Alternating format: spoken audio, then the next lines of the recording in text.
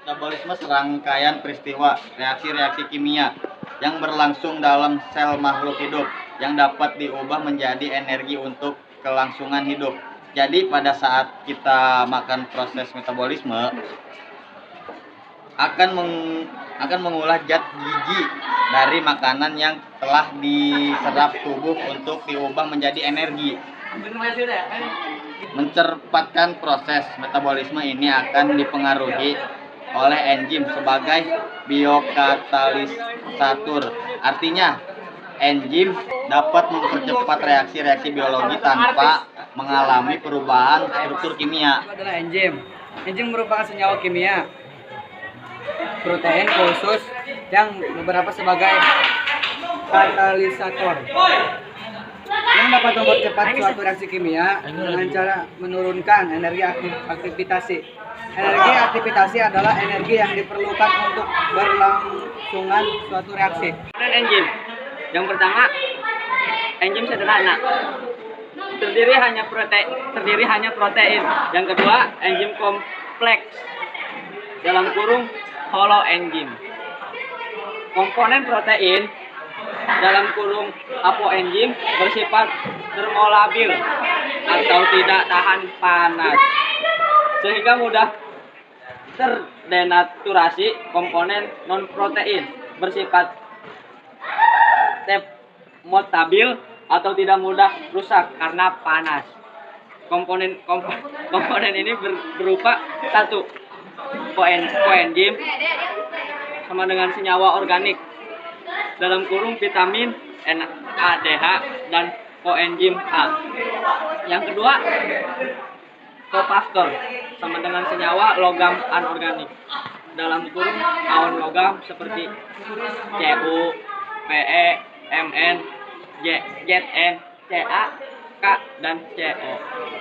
Terbagi 4. Yang pertama, enzim memiliki sisi aktif, yakni bagian atau tempat pada enzim yang berfungsi sebagai tempat menempelnya substrat. Substrat menempel pada sisi aktif enzim dan akan menghasilkan produk baru. Yang ketiga, kerja enzim sangat spesifik karena sisi aktif dari enzim sangat selektif terhadap bentuk kimia dari substrat yang akan dikatalisis. Yang keempat, ikatan yang terbentuk antara enzim dengan substrat bersifat lemah sehingga reaksi dapat berlangsung bolak-balik. Enzim. 1.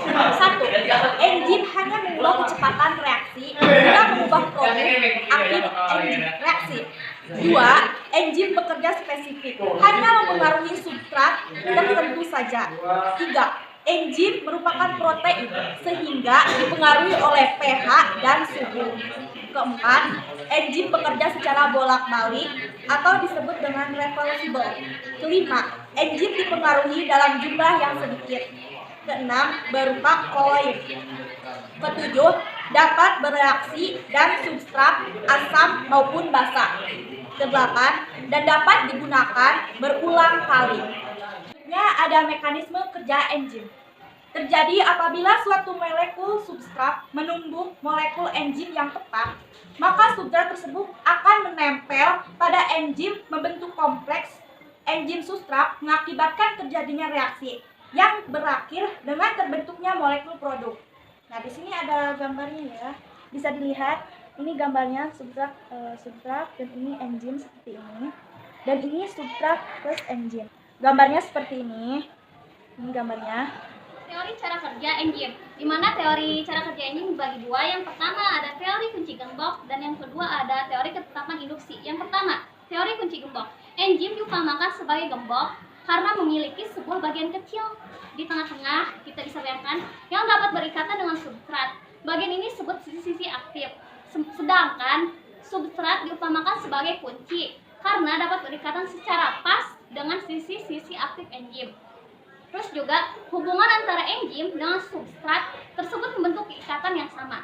Pembahasan yang kedua ada teori ketetapan induksi. Teori ketetapan ini menyatakan bahwa sisi aktif enzim dapat berubah bentuk sesuai dengan substratnya atau fleksibel. Gambarnya seperti ini. Bisa dilihat. Ada faktor-faktor yang mempengaruhi kerja enzim. Yang pertama ada suhu, yang kedua ada perubahan pH, yang ketiga ada konsentrasi enzim, Yang keempat ada konsentrasi substrat, yang kelima ada zat-zat pengikat, dan yang terakhir ada zat-zat penghambat. Mari kita bahas yang pertama tentang suhu. Pada suhu, suhu yang terlalu tinggi pada enzim dapat menyebabkan denaturasi protein, dan suhu yang terlalu rendah dapat menghambat laju reaksi. Jadi suhu ini jangan terlalu tinggi maupun rendah. Kalau contoh kadar suhu optimum pada enzim. Kalau manusia itu suhunya harus 35 sampai 40 derajat Celcius, sedangkan kalau bakteri harus 70 derajat Celcius. Yang kedua ada perubahan pH. Perubahan pH mengakibatkan sisi aktif enzim berubah sehingga dapat menghalangi terikatnya pada sisi aktif enzim. Perubahan pH jangan mengakibatkan proses denaturasi pada enzim. Gambarnya seperti ini pada perubahan pH. Kita lihat pada pH asam dari 1 sampai 5 atau dari lambung dia menghasilkan enzim pepsin, terus dari ini 6 ke 11 dia enzim petialin atau mulut, dan tripsin yaitu usus, yaitu dari 9 ke 14 seperti ini. Konsentrasi enzim. Semakin besar konsentrasi enzim, maka kecepatan reaksi akan meningkat. Yang keempat, ada konsentrasi substrat. Bertambahnya konsentrasi substrat dapat suatu reaksi akan meningkatkan kecepatan reaksi jika jumlah enzim dalam reaksi tersebut tetap.